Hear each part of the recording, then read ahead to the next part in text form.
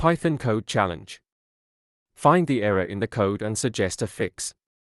You have 30 seconds to submit your code fix in the comments section below.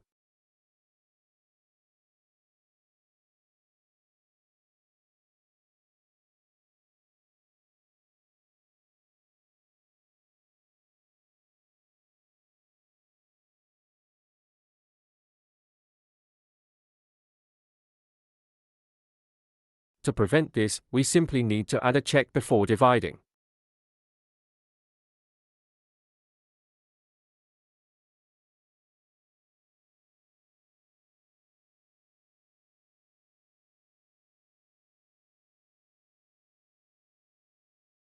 Now, when we run the corrected code, instead of crashing, we get the message, "Cannot divide by 0."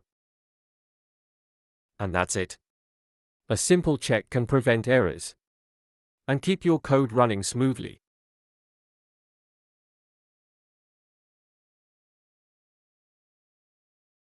Don't forget to like and subscribe for more videos like this.